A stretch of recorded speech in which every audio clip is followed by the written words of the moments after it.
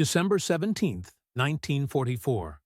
Just before dawn, frost caking the hedges around Honsfeld, Belgium.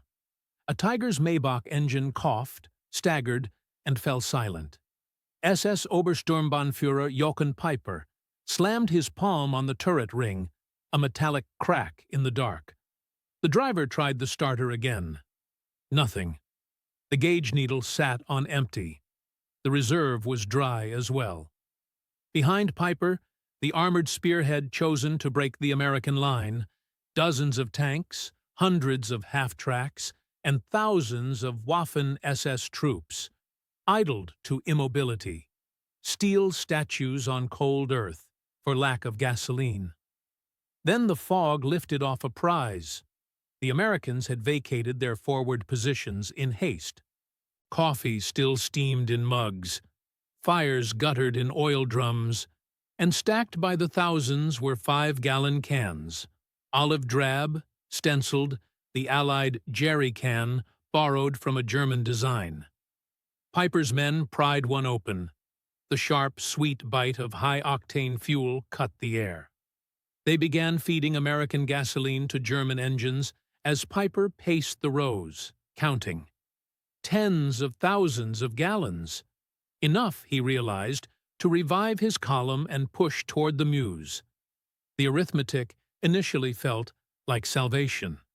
His formation had been allotted barely enough gasoline to fight for 50 miles, yet Antwerp lay more than 60 miles beyond, through hills, forests, and resistance.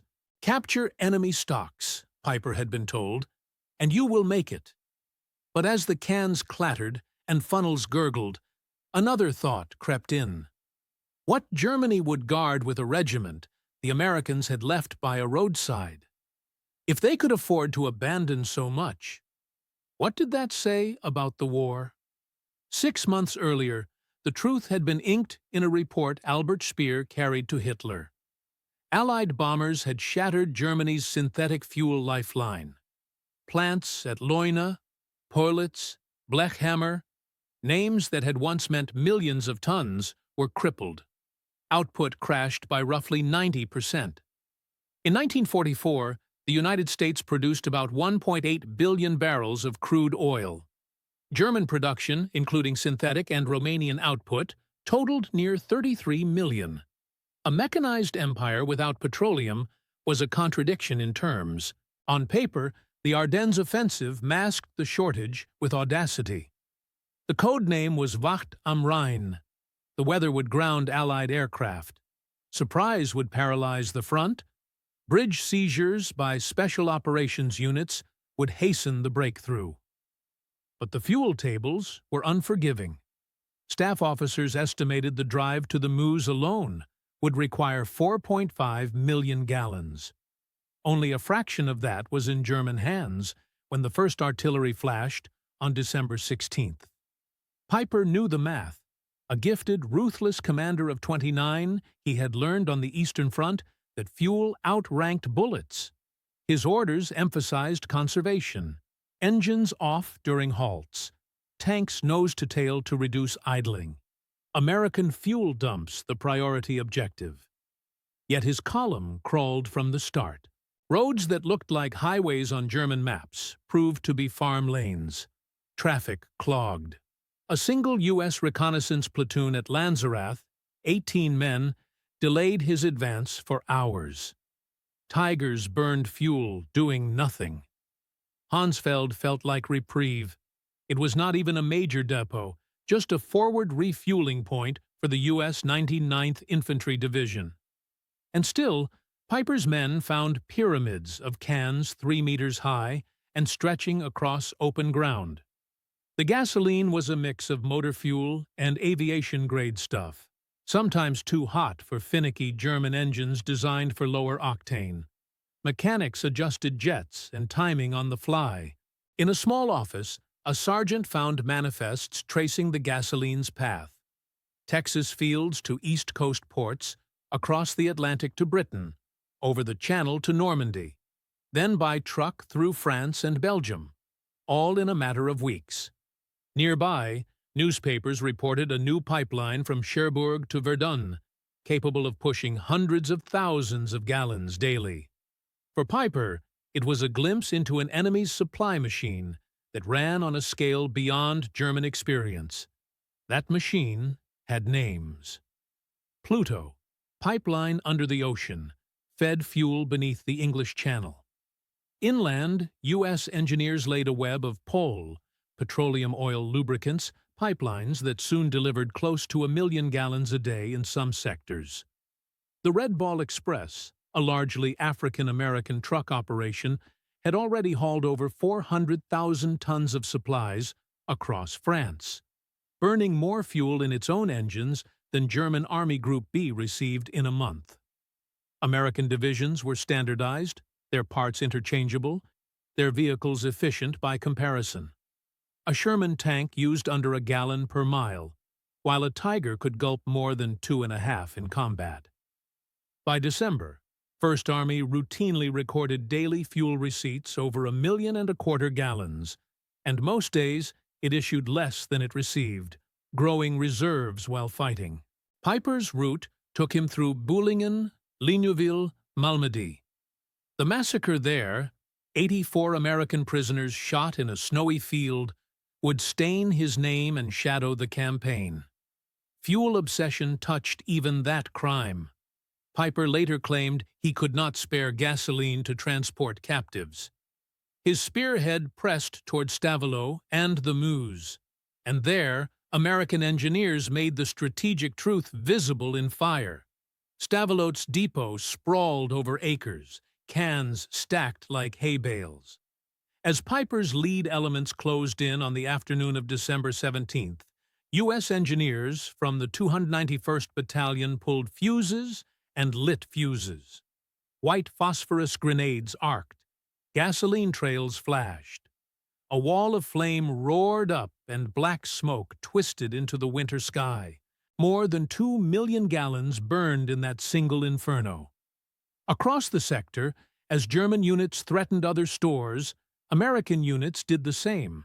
Spa, Trois Ponts, and smaller dumps immolated themselves rather than be captured.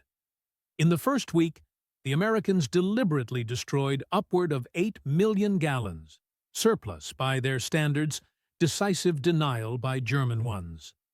By then, the campaign's fuel mismatch was multiplying tactical setbacks.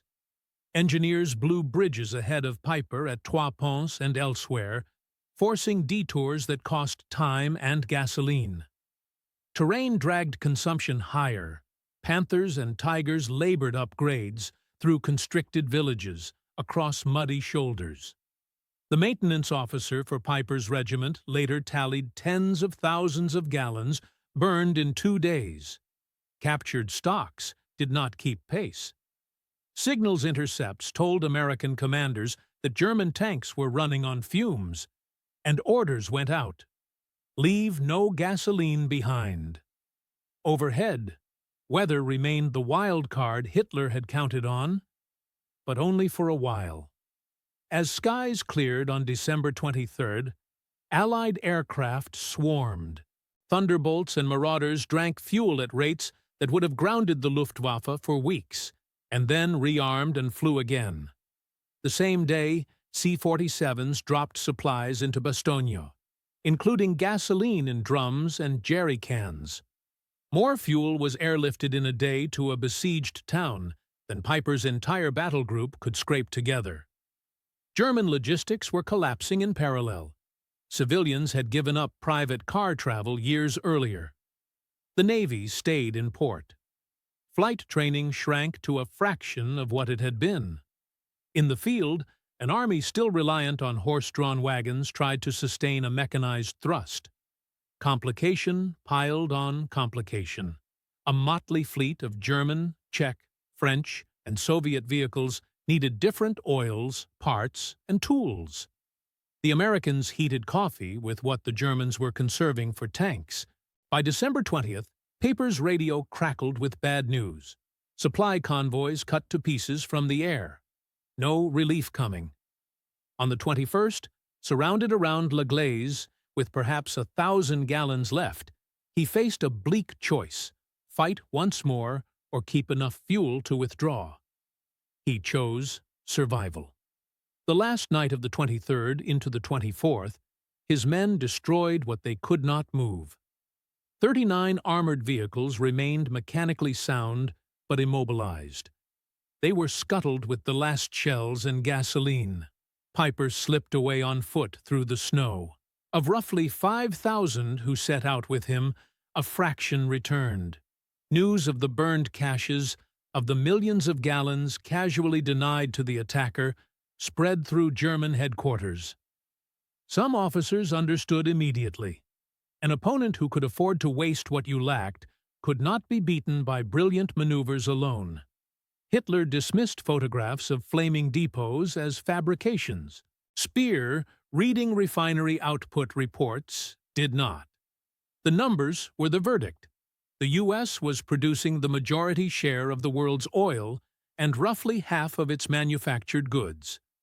Ships by the day, aircraft by the hour, tanks by the handful of minutes. Industry turned theory into momentum. In Europe that winter, pipelines and truck columns were as decisive as armored battalions. The bulge would eventually recede, lines restored, bridges rebuilt. But for Piper, the moment of clarity had come among those stacked cans at Honsfeld. He had found a treasure and a mirror. In it he saw not opportunity, but the end. A modern war decided by fuel, and an enemy for whom millions of gallons were just pieces to shove off the board.